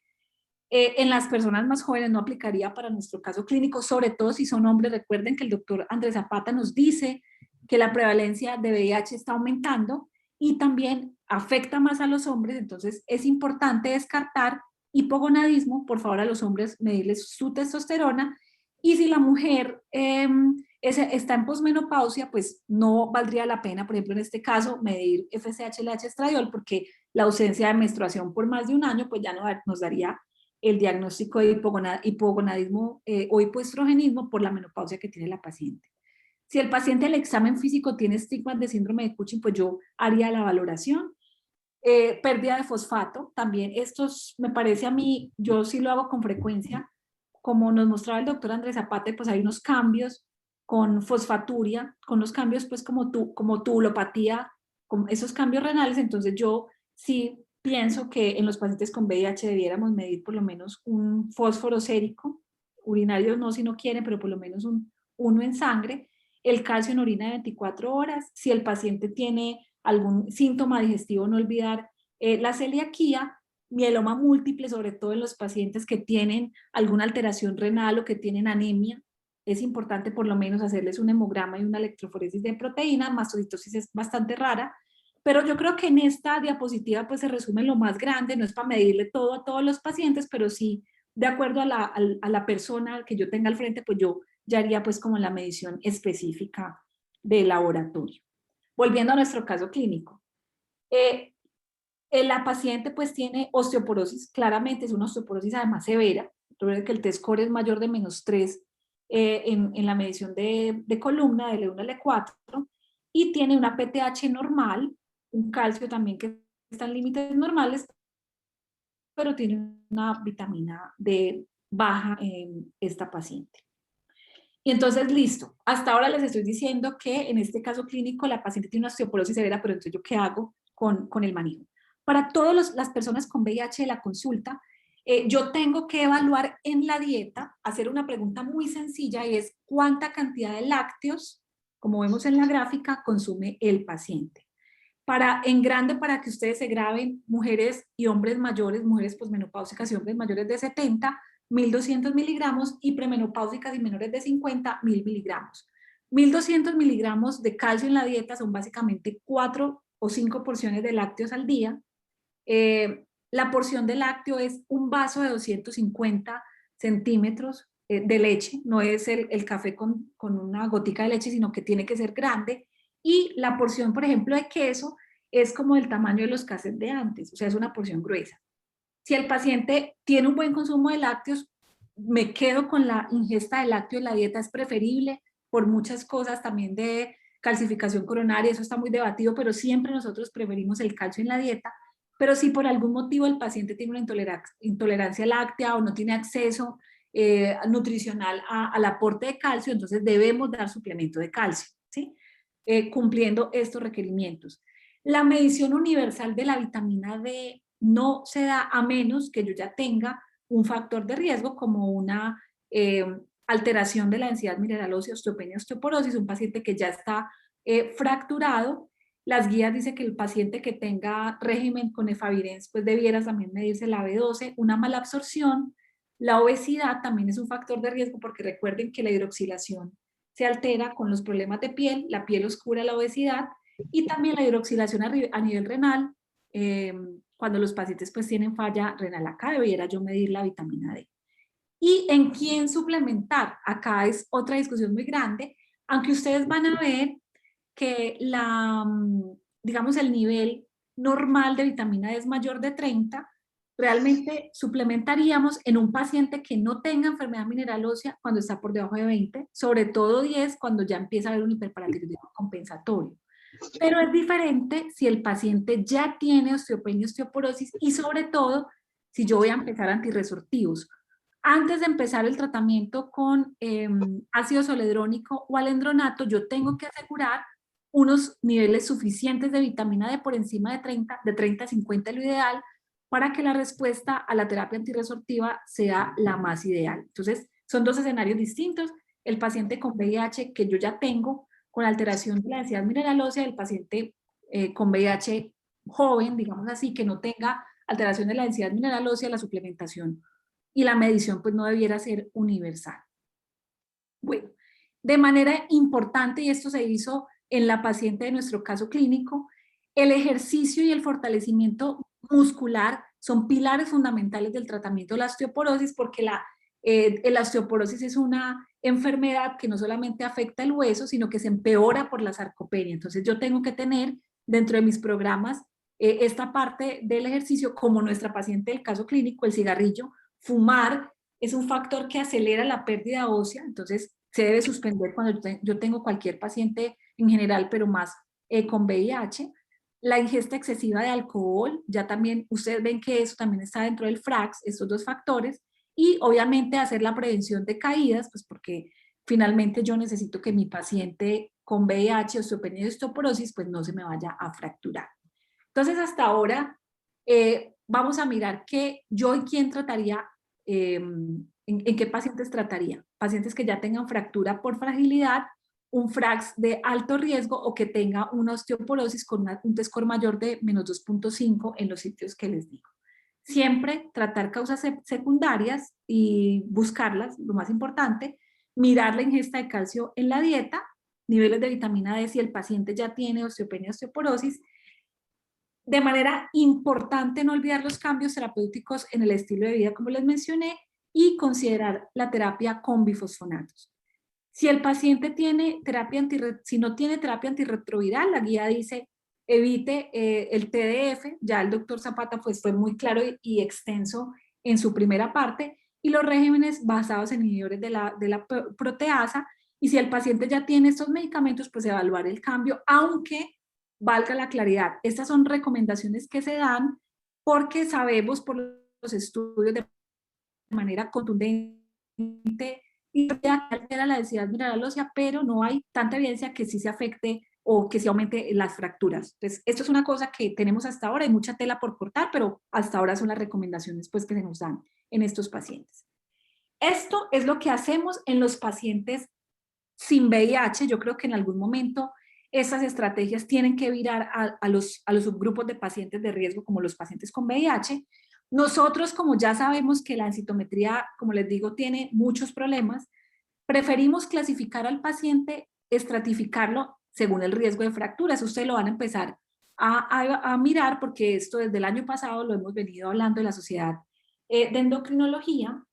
El paciente es de un riesgo muy alto, si ya está fracturado en el último año, si tiene fracturas múltiples, si se fracturó con el tratamiento, es un paciente de alto riesgo, si tiene un T-score de -3 hacia abajo, nuestra paciente tenía un T-score más afectado, o si el FRAX es tiene un riesgo de más del 30% de fracturas múltiples o más de 4.5 de fractura de cadera.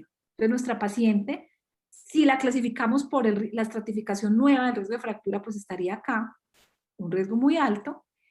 El riesgo alto son las personas mayores de 65 que hayan tenido una fractura previa, pero más allá del último año, un T-score de menos 2.5, pero con un FRAX de alto riesgo, estos son pacientes de riesgo alto, y un riesgo bajo es una mujer posmenopáusica que aún no se ha fracturado, que tiene una osteopenia y que tiene un FRAX que no es de riesgo. Entonces, nuestra paciente, aunque estaría ubicada acá, si no tuviera VIH, nosotros lo que haríamos inicialmente es darle 2 años de tratamiento osteoformador, es decir, teriparatide, seguido por un antirresortivo, ya sea denosumab o sea bifosfonato, ¿cierto? Esto es lo que hacemos en los pacientes sin VIH. Sin embargo, en nuestros pacientes con VIH, lo que tenemos, digamos, en la evidencia son los fármacos antirresortivos tipo bifosfonatos, como el alendronato y el ácido zoledrónico. Esos son como los dos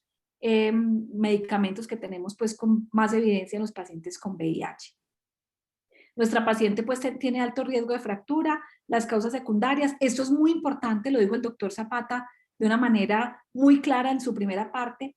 Si yo recordar que hay otros medicamentos aparte de la terapia antirretroviral que me pueden acelerar la pérdida ósea, los antiepilépticos, el fenobarbital, inhibidores de bomba de protones, por favor, tenemos a veces que quitar omeprazol, esomeprazol, lansoprazol, porque estos medicamentos usados de manera crónica sin necesidad me aceleran la pérdida ósea, los corticosteroides de manera pues importante y las tiazolinidionas que ya no las usamos pues tanto en pacientes diabéticos. Como les decía, el alendronato semanal, vía oral, acompañado de calcio y vitamina D, y el ácido zoledrónico es lo que tiene estudios. Y si el paciente no se me fractura, si no reduce su estatura, si el paciente tiene una densitometría sin cambios, ojo con esto, o gana, no perder es ganar en este caso, porque acuérdense que uno con la edad va reduciendo pues densidad mineral ósea, entonces si yo mantengo una densitometría estable, eso es un marcador de éxito en el paciente. Como les decía, no está indicado hacer marcadores de resorción, pero si el paciente los tiene y yo tengo un seguimiento, si hay una reducción de más del 30%, eso es un marcador de éxito también, y obviamente la adherencia al tratamiento. Por eso a veces se prefiere el ácido zoledrónico en los pacientes. Teriparatide, que sería lo indicado en nuestra paciente si lo clasificamos por estratificación de riesgo, no tiene datos más allá de reportes de casos o series de casos muy pequeñas en pacientes con VIH, y el denosumab está en la misma condición. Probablemente en unos años hablaremos de más evidencia de esto, pero hasta la fecha usamos los bifosfonatos oral y venoso, que fueron los que les mencioné. Entonces, efectivamente, y siguiendo las guías, nuestra paciente pues no tenía una ingesta muy suficiente de calcio, se le repuso en la dieta, se le recomendó actividad física, cambios en la alimentación, vitamina D, por la deficiencia pues que tenía nuestra paciente. Recuerden que hay que tenerla entre 30 y 50 para que los bifosfonatos tengan su mejor actuación, y se le empezó alendronato 70 miligramos semanales, que se pronostica pues a 3 a 5 años. Y la otra pregunta importante es, bueno, ya tengo mi paciente diagnosticada, ya le empecé el tratamiento, ¿cuándo le vuelvo a hacer la densitometría? Obviamente con todos los aspectos técnicos que ustedes de una manera bastante sedimentada se van a llevar hoy para su consulta. Esto es lo que nos dice la guía colombiana, que se mide cada 2 años si hay progresión de la enfermedad según los resultados de la densitometría. Cuando yo tengo un CD4 menores de 200 células, aquí también, uso de TDF, como inicialmente tenía nuestra paciente del caso clínico, y de acuerdo a la condición de las individuales de las personas. Y esto es más por criterio densitométrico, que es este documento que les decía de abril de 2015. Si el paciente tiene una osteopenia avanzada, cada 2 años lo puedo medir. Si es una osteopenia leve, el T-score menor de -2, lo puedo hacer cada 5 años de acuerdo a la edad. Y si tiene un T-score normal, lo puedo medir hasta cada 15 años, pues siendo muy consecuentes con el recurso. Reexamino si el paciente tiene una fractura por fragilidad o tiene un factor nuevo para osteoporosis, es decir, el paciente empezó con alcoholismo, con fenobarbital, con inhibidor de bomba de protones, con tabaquismo, por ejemplo, si el paciente está demasiado con una sarcopenia muy severa, entonces esos factores los debo reevaluar y hacer pues como una densitometría de control. Esto es un aporte del doctor Andrés Zapata, ya esta es la última diapositiva, que es pues como los CIE-10 para que se ayuden ustedes en la consulta y los laboratorios con su código CUPS para que a ustedes les quede pues como mucho más fácil hacer estos estudios en su consulta de VIH. Para que le tomen foto. Eso está muy bien. Es un trabajo muy interesante. Bueno, muchísimas gracias. Yo quedo muy atenta a los comentarios y a las preguntas. Buenas noches, Karen. Ernesto Martínez. Hola, profe, ¿cómo está? Definitivamente fascinado primero por verte después de mucho tiempo, pero sobre todo por la discusión que han establecido ustedes dos. Realmente me he sentido como un estudiante de medicina hoy. He aprendido cantidades y te voy a decir por qué. Porque en el tema de VIH estamos nosotros a nivel nacional, yo diría que todos los centros de atención integral están haciendo lo mismo y es evaluando densitometrías óseas de manera rutinaria a todos aquellos que tienen más de 50 años. E incluimos adicionalmente a las mujeres posmenopáusicas a unas edades más tempranas. Entonces, tenemos una LUT de densitometrías óseas que creemos interpretar bien, pero hoy nos dimos cuenta que estamos muy lejos de eso. Y eso pues, es la primera gratitud que te quiero expresar porque nos diste una serie de tips y herramientas fabulosas para poder estar pues, más seguros de que la interpretación que estamos dando no solamente la vamos a descansar en el informe que tenga el estudio, sino también unas herramientas propias de validación. Así que creo que ha sido una actividad pedagógica fantástica, estupenda. Espero que todos los presentes la puedan aplicar de la misma manera en que tú condujiste la evaluación de esta última paciente. Pero sí quería hacerte dos preguntas, muchas. Tenía muchas, pero no quiero saturar de preguntas, pero hay dos cositas que me parecieron muy relevantes porque de pronto no son parte de nuestra práctica clínica diaria. Una es el tema de la morfometría. Si de pronto pudiéramos devolvernos a la diapositiva donde hablaste de las indicaciones de la morfometría, me quedé en shock en ese momento porque vi que los criterios son muy, digamos, no son exigentes, sino por el contrario, pacientes con densitometrías simplemente mayor, ahí está, mira, una mujer de 70 años o un hombre de 80 años con T-score de -1, pues hacia una manera muy grosera, uno diría que todos, las mujeres de mayores de 70, hombres de 80 o casi la mayoría, cumplirían ese primer criterio. Igualmente, la posibilidad de que haya una desmineralización ósea en el grupo de mujeres y hombres del segundo criterio de 65-69 de las mujeres y 75-79 de los hombres, pues es también bastante probable. Así que, pues quería que nos explicaras un poquito qué tan enfáticos debemos ser en estos dos criterios específicamente, porque yo personalmente nunca he pedido una morfometría, pero veo que debo estar muy atento a esa indicación en estas indicaciones con base en los ejemplos que mostraste más adelante. Y la otra pregunta te la dejo.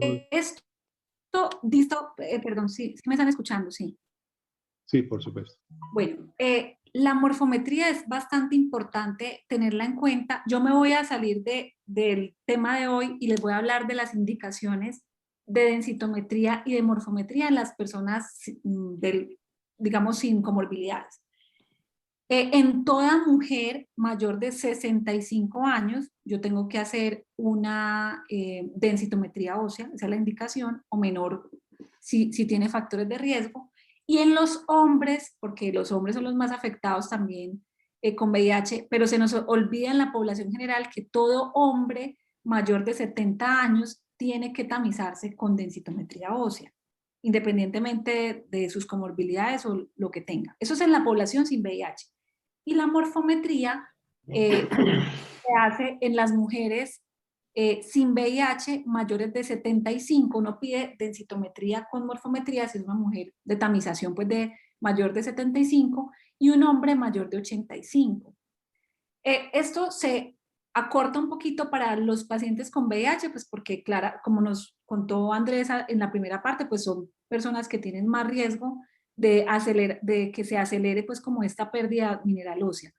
Pero hay que tener mucha precaución y tener esos criterios claros y hacerlo porque yo puedo tener fracturas vertebrales asintomáticas, yo creo que yo lo puse por acá, que son subclínicas, que son frecuentes y que incluso en los pacientes que tienen alteración de la densidad mineral ósea con VIH se dice que es 1 de cada 4. Entonces, si yo tengo una densitometría normal, pero se me pasa una fractura vertebral, es decir, el paciente sí tiene una osteoporosis aunque la densitometría esté normal, yo voy a tener un paciente sin tratamiento y que finalmente, porque la fractura vertebral se puede dar incluso 5 a 10 años antes de la fractura de cadera, que finalmente la fractura de cadera es la que da más morbilidad y la que se asocia más a mortalidad. Entonces, este punto, profe, y para todos los que me están escuchando, yo creo que porque se lo lleven es difícil como uno grabárselo de entrada, pero a medida que uno empieza a ver que esto sí es importante y que las fracturas subclínicas, si yo no las trato, si no las identifico por lo menos que son las fracturas centinela, pues eso me va a marcar que sea un paciente que yo no diagnostique bien, que no trate y que se me fracture de una fractura más importante, digamos clínicamente más relevante, que son las fracturas de cadera. Entonces, estas recomendaciones son muy importantes y como les decía, medir los pacientes, porque yo puedo tener un paciente más joven, pero que objetivamente me pierda estatura, eso me puede hablar de una fractura, y la morfometría pues realmente no, eso está en los software de los densitómetros, en todos los software está, el TBS no, el que les mostré al principio, pero la morfometría sí. Entonces, para que nos acostumbremos pues como a hacer esta medición Qué en bien, los pacientes. qué bien. Pero tocaría pedir un segundo estudio porque la indicación provendría del resultado del primer estudio de densitometría. Sí, sí tocaría, pues, por ejemplo, lo que yo hago, si yo tengo un paciente con una densitometría, que yo no sé, es digamos de primera vez, para no repetir la densitometría con morfometría, pues hago una radiografía de columna dorsolumbar, pues es válido también, eso es importante que lo tengan presente. Pero si yo lo voy a hacer ya de seguimiento, en un paciente que yo ya tengo de base la densitometría, pero que me avanzó en edad o me apareció alguna de estas condiciones, pues yo ya la puedo pedir pues para ahorrar y esta imagen es mucho mejor, la puedo pedir densitometría con morfometría y no van a tener pues como ningún problema ni sobrecosto para realizar este examen. Gracias, Karen. La otra pregunta que te tenía me parece que es bastante relevante para nuestra práctica y es el tema del tratamiento.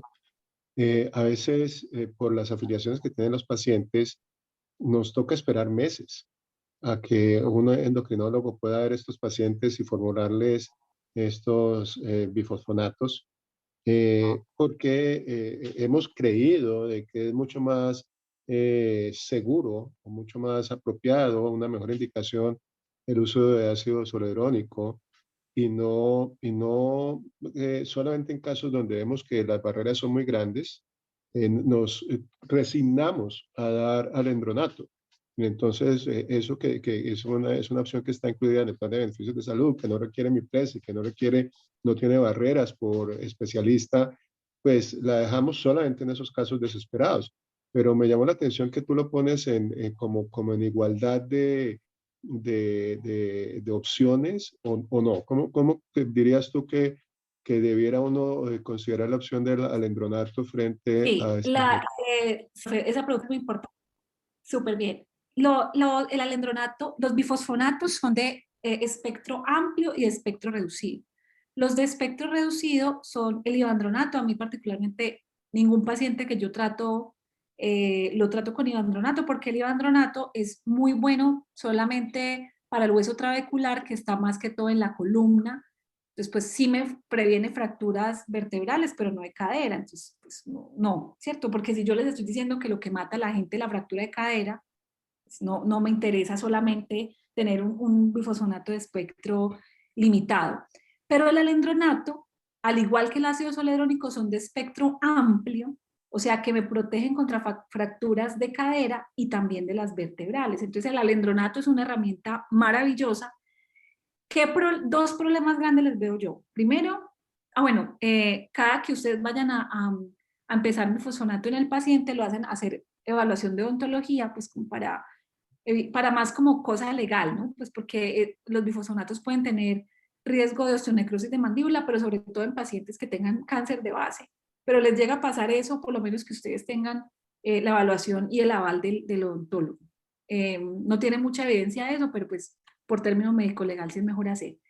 Entonces el alendronato, como les decía, dos problemas. Uno, que si el paciente tiene una gastritis, eso da mucha esofagitis, si el paciente la toma de manera inadecuada, pues puede dar mayor, digamos, complicación en ese sentido. Entonces, si el paciente tiene una gastritis de base, no va a tolerar y no va a ser adherente al alendronato.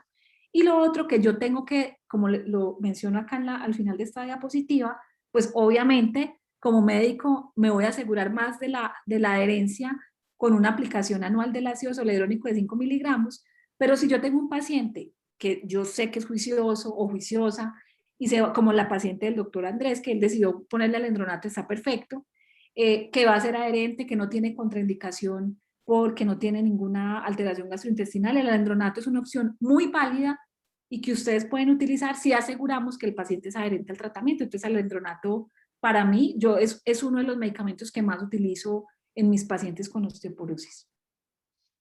Pues genial, genial, realmente aprendemos mucho. Quería, pues, usando mi acceso que me dieron de panelista, de compartir contigo, dos preguntas adicionales. Una, el incluir el VIH en la evaluación del FRAX me parece estupendo, me parece fabuloso en el sentido de considerarlo como una causa secundaria de osteoporosis y yo personalmente tampoco lo hacía, me parece que es una idea fantástica. Quería preguntarte, en Colombia, ¿qué tanto afecta cuando incluimos VIH y me supongo que es lo mismo a cualquier otra causa de osteoporosis secundaria, ese FRAX que todavía lo estamos haciendo sin DEXA, sin dexitometría, ¿qué tanto le aporta el resultado final? ¿Qué han visto?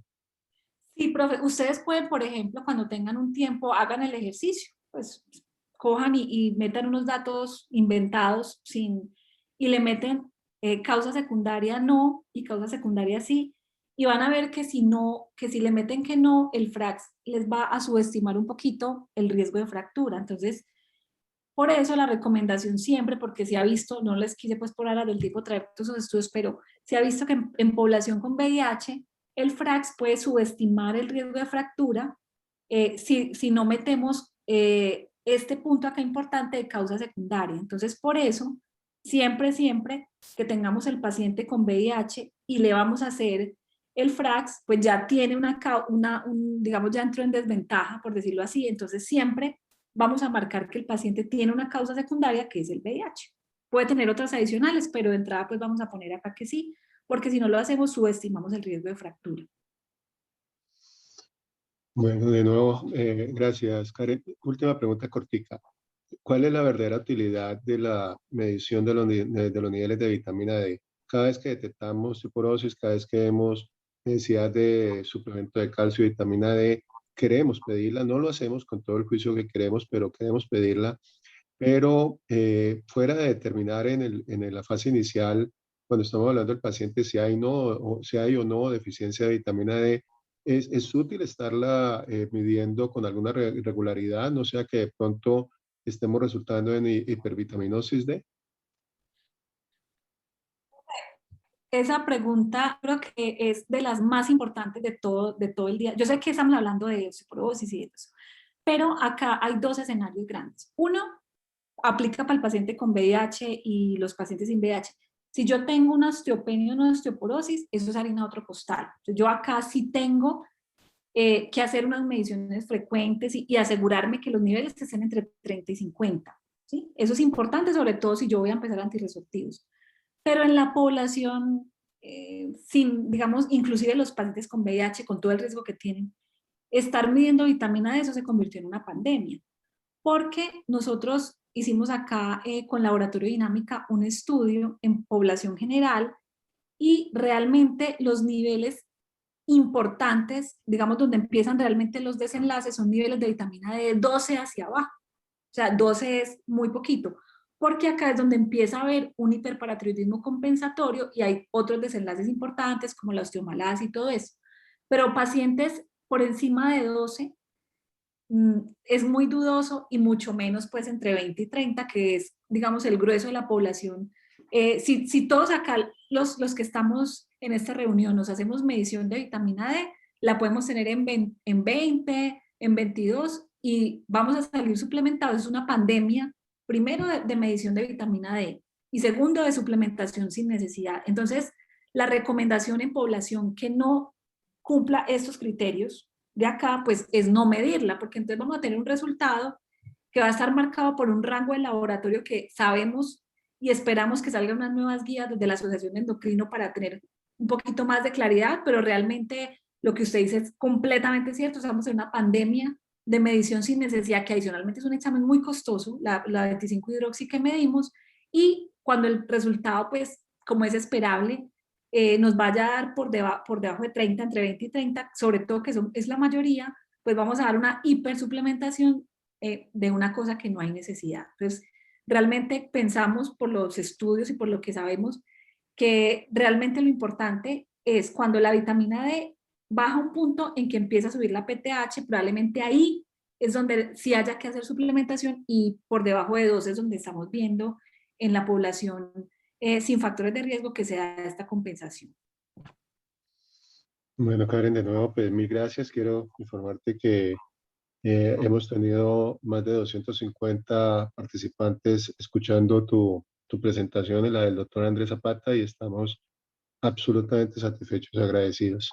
Te dejo con las demás preguntas que puedan estar surgiendo en el chat con el doctor Héctor Fabio Sánchez y el doctor Zapata.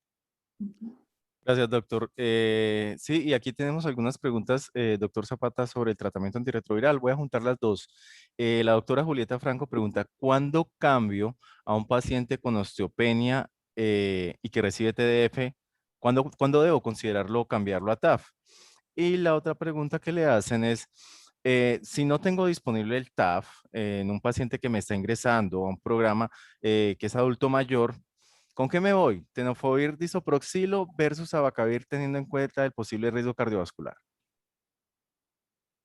Bueno, pues son dos preguntas capciosas, ¿no? La primera, la doctora Julieta, pues ella ya tiene el diagnóstico de osteopenia. Yo creo que con eso ya podría llenarse de motivos para hacer el cambio a TAF. Si tenemos diagnóstico de osteopenia, se hizo una densitometría por alguna razón, por edad, por factores de riesgo, sospechas de causas secundarias, ¿no? Entonces yo creo que el cambio puede hacerlo nomás tenga la valoración de la densidad mineral ósea. Y la segunda pregunta, pues, perdón, yo creo que es una pregunta que tiene varias respuestas. Porque, pues, primero, ¿qué va a ser TDF versus abacavir en una persona mayor, considerando riesgos de fracturas, de disminución de densidad mineral ósea, teniendo en cuenta el riesgo cardiovascular también? Yo pienso que este paciente, pues, primero le podemos hacer un abordaje de esos riesgos cardiovasculares pues detalladamente, ¿no? Valoremos perfil de lípidos, antecedentes modificables, y pues hagamos los scores cardiovasculares, las escalas de riesgo, y con eso podríamos definir si podría ser un paciente candidato a abacavir. La otra opción es TAF, también puede ser una salida para el no uso de tenofovir disoproxil fumarato. Y digamos que una salida fácil podría ser hacer uso de un esquema que no use nucleócidos, ¿no? Podemos combinar, o bueno, estos dos nucleócidos, dolutegravir con la mibudina, o contemplar cualquier otro esquema libre de nucleócidos, también puede estar indicado en este paciente.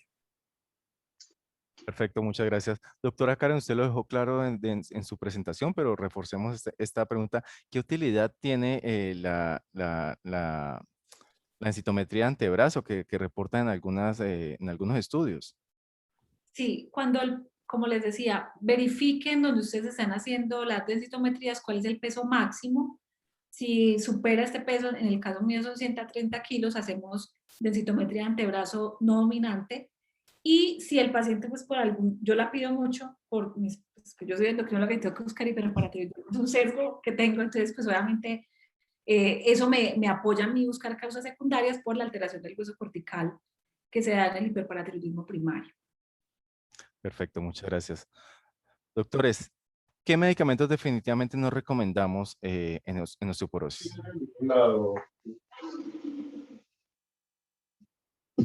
Medicamentos, pero... Antirretrovirales. Ah, no, Andrés, Andrés. yo no sé eso. Pues, como les mostraba, pues este metaanálisis del grupo británico fue muy claro, pues, y en su resultado, que fue también, pues, digamos, muy sorprendente, pues, osteoporosis definitivamente no debe ir, pues, con medicamentos que acompañen un esquema nucleócido que tengan un potenciador farmacocinético. O sea, no tenemos que usar ritonavir o covicistat en un esquema antirretroviral en un paciente con osteoporosis. O sea, los inhibidores de la proteasa no los usamos. Potenciados, ¿no? Ujú. Ok, listo. Bueno, creo que no hay más preguntas dentro del chat. Las que debían ya se respondieron. Doctores, muchísimas gracias por su excelente presentación. Doctora Karen, un gusto volver a verla. Doctor Zapata, les invito a todas las personas para que nos acompañen en nuestra próxima videoconferencia el 2 de junio con el tema de embarazo y exposición perinatal a VIH. Muchas gracias a todos por su asistencia. Muchas gracias a nuestros patrocinadores Glaxo, MSD y Biotoscana. Feliz noche.